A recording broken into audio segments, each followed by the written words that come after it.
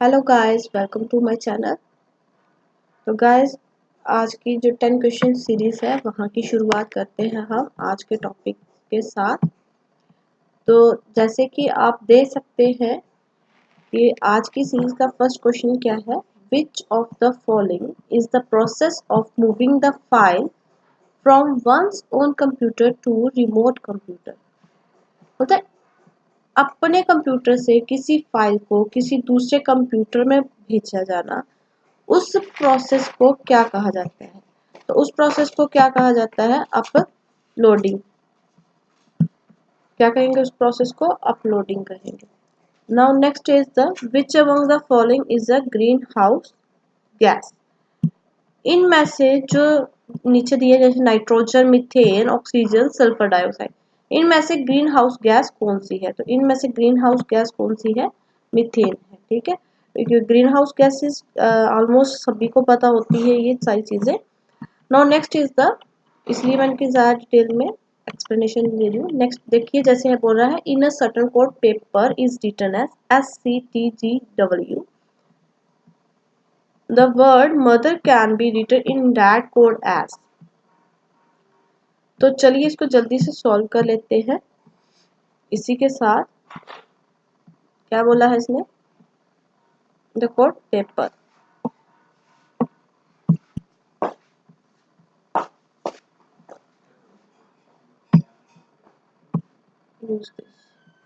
क्या बोलता है ये कि ये जो पेपर है, ठीक है, A, sorry, I tried my best to use this, but somehow you have to make a patience. PER,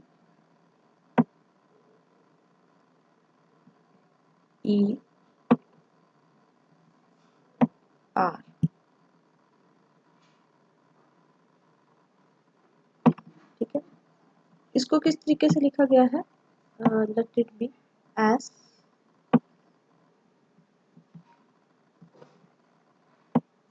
C P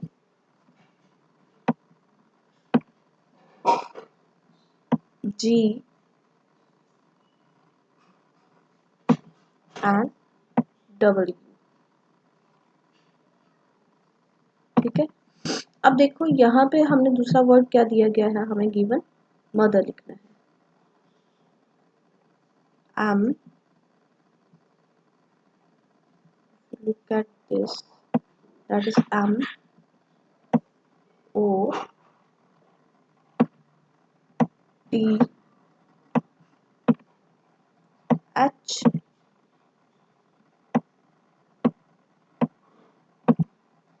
E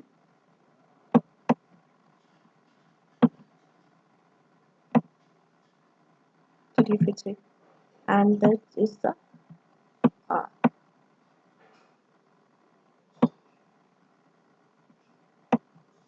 ठीक है, अब देखो P और S के बीच का अगर हम डिफरेंस देखें तो कितना आएगा? P और S के बीच का अगर हम डिफरेंस देखें, चलिए कलर चेंज कर लेते हैं। ठीक है, तो P और S के बीच का जो डिफरेंस है PQRS, तो यहाँ पे हम प्लस कितना चल रहे हैं? 3 स्टेप्स आगे चल रहे हैं। ठीक है, अब A और C का देखें, ABC, ठीक है, +2 +2 का इसको लेके चलो। अब P और T के बीच में PQRST प्लस क्या आ गया? 4। ठीक है, E और G, EFG, भाई 2 स्टेप चले, एक स्टेप आगे की तरफ आए तो हमें ये मिलेगा ना, G मिलेगा। ठीक है, जैसे A से हम एक स्टेप आगे चले, B को रिप्लेस कर दें, B को छोड़ दें, जैसे हमने तो सॉरी, ठीक है, तो यहाँ पे अगर हम 1 स्टेप करते तो A B C, पी को छोड़ दिया हमने, पी क्यू आर एस, ठीक है। तो अगर आप इसको 3 स्टेप के अकॉर्डिंगली काउंट करते हो तब भी ठीक है, अगर बीच में से 2 स्टेप काउंट करेंगे, 2 स्टेप चल के हम 3rd स्टेप पे पहुंच जाते हैं तब भी ठीक है, ठीक है। उसी तरीके से पी है क्यू आर एस, तो यहाँ पे कितना है T4, ठीक है। अब डब्ल्यू है तो आर का हम आगे चले, ठीक है, तो कितने स्टेप चलेंगे, R S T U V W, तो 4 और +1, यानी कि यही यहाँ पे अगर हम 4 स्टेप्स आगे चले तो 5th वाले स्टेप पे हमें क्या मिलेगा, डब्ल्यू मिलेगा, ठीक है। अब देखो उसी तरीके से मदर से हम लोग आगे चलते हैं, फॉरवर्ड चलते हैं, कितने स्टेप्स चलेंगे, अगर 2 स्टेप्स आगे आके 3rd स्टेप्स पे पहुंचते हैं, M N N O P, तो हम लोग यहाँ पे आ जाएंगे, पी पे आ जाएंगे, ठीक है। तो सबसे पहले देखना है फर्स्ट वाला जो है हमारा वो क्या हो गया, एलिमिनेट हो गया, ठीक है। अब देखो पी वाले कितने ऑप्शन, 3 है। अब सेकंड वाले एक स्टेप आगे चल रहे थे ना, ए बी सी, तो 2 स्टेप आगे चलेंगे तो हमारे पास क्या पहुंच जाएगा, ठीक है, O P M N O P Q, है ना। तो यहाँ पे क्या आ जाएगा, क्यू आ जाएगा। तो देखो तीनों ऑप्शन में के साथ साथ क्या है, क्यू दिया है। नेक्स्ट टी है,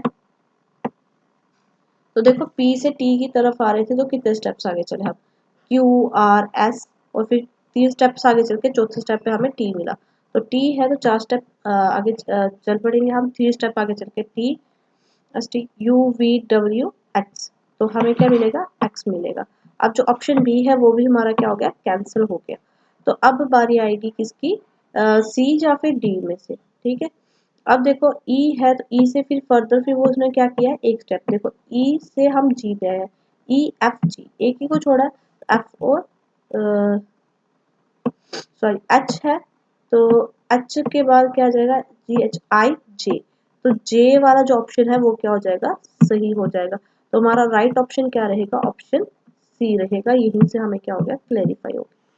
now next question is which among the following is the less polluting fuel with respect to global emission। अब जब ग्लोबल एमिशन की बात आ रही है, देखो जैसे कल हमने क्वेश्चन किया था मॉनेट्रल प्रोटोकॉल का, ठीक है, उसमें भी हमने ग्रीन हाउस गैसेस का देखा कि ओजोन लेयर को डिप्लीशन का जो है उसमें प्रोटेक्शन प्रोवाइड करवाने की बात की थी ओजोन लेयर को।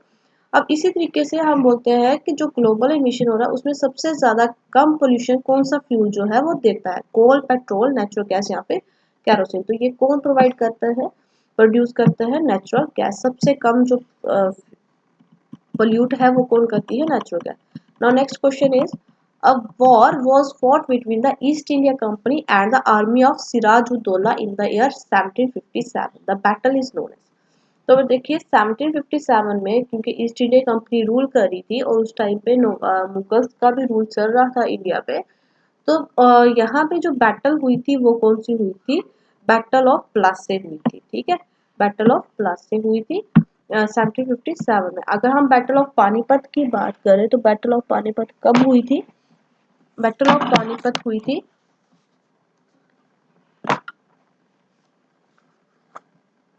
बैटल ऑफ पानीपत 1526 बाबर और इब्राहिम लोदी के बीच में हुई थी। जबकि जो बैटल ऑफ तरेन है ये मोहम्मद गौरी और पृथ्वीराज चौहान के बीच हुई थी 1191 में। और 1194 में कौन सी हुई थी, बैटल ऑफ चंदवारा, ये मोहम्मद गौरी और जयाचंद के बीच में हुई थी, ठीक है। तो ये दोनों बैटल जो है ये मेडिवल हिस्ट्री का पार्ट बनती है, और ये जो बैटल ऑफ पानीपत है ये भी उसी का टाइम से आ रही है, 1526 बाबर एंड इब्राहिम लोदी। और जो बैटल ऑफ प्लासी है जब ब्रिटिश ईस्ट इंडिया कंपनी यहाँ पे जो थी वो अपना रूल इस्टेब्लिश करने के चक्कर में थी कि किस तरीके से इंडिया पे कंट्रोल किया जाए, ठीक है, और मुगल आर्मी को किस तरीके से डिस्ट्रॉय किया जाए, उस दौरान जो थी वो सारी पॉलिसीज चल रही थी, ठीक है। नाउ नेक्स्ट इज जो कुछ कुछ बैटल्स जो होती है वो इम्पोर्टेंट होती है, जैसे ये 4 बैटल्स हैं, ठीक है। चंदवारा का क्वेश्चन बहुत कम पूछा था, लेकिन तरेन है, बैटल ऑफ प्लासी है, पानीपत है, बैटल ऑफ बक्सर है, इससे की बैटल जो है वो पूछी जा सकती है। Next is the choose the correct meaning of the underline idiom. तो देखो इडियम में देखो सेंटेंस क्या दिया है, the actor got very emotional and broke down in the middle of his speech. Actor जो है बहुत इमोशनल हो गया और ब्रोक डाउन कैसे हो है, टूट के गिर पड़ा in the middle of his speech. तो फेल हो गया, वो अपनी स्पीच कहते कहते वो फेल हो गया, पैनिक हो गया, शाउटेड चिल्लाने लगा या फिर रोने लगा, तो वो क्या हो गया था, वेप्ट। ठीक है, यहाँ पे जो ब्रोक डाउन का मीनिंग है that is the wept. Now next is the Tropic of Cancer does not pass through which of the following states in India.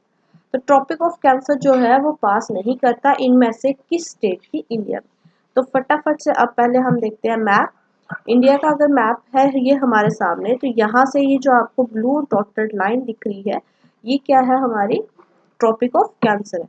तो यहाँ से देखिए कहाँ से क्रॉस करी है, गुजरात से ये क्रॉस करती है, छोटा सा हिस्सा राजस्थान का, बिल्कुल जो बाउंड्री बनती है मध्य प्रदेश और गुजरात के साथ, वहां से ये क्रॉस करती है मध्य प्रदेश के बिल्कुल सेंटर से।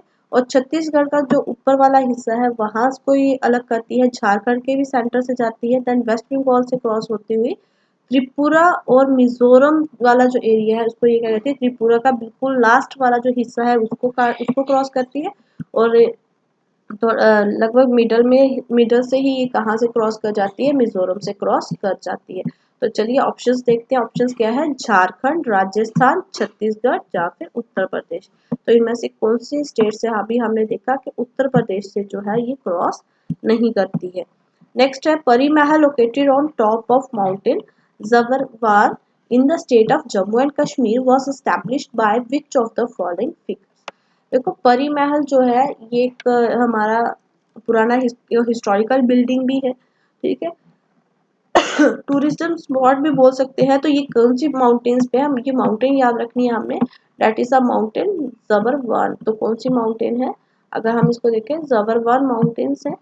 और जम्मू कश्मीर का, तो ये किसने ये इसको जो है बनवाया था, औरंगजेब, शाहजहां, दारा सिक्को या फिर अकबर। तो ये किसने बनवाया था, दारा सिक्को ने। तो ये आपको याद रखना है और ये आपके लिए होमवर्क है कि दारा सिक्को कौन थे, ठीक है। Which village of JNK becomes India first solar village. देखो एक तो इंडिया के बिहाफ ऑफ पे काम है, इंडिया का जो सोलर अलायंस जो है, इंटरनेशनल सोलर अलायंस, उसका हेडक्वार्टर कहाँ पे है, वो भी इंडिया में है। तो JNK जो है वहाँ पे कौन सी विलेज जो था वो ये बना था, दैट इज द विलेज पल्ली। और पल्ली कौन सी डिस्ट्रिक्ट के अंदर आता है, सांबा के अंदर आता है, जहाँ पे ये इसलिए भी इम्पोर्टेंट है क्योंकि प्राइम मिनिस्टर मोदी की यहाँ पे क्या हुई थी, विजिट हुई थी, ठीक है। Now next is the what is the rank of India in World Happiness Index 2023। तो इंडिया का क्या रैंक रहा था वर्ल्ड हैप्पीनेस इंडेक्स में जो 2023 का आया था।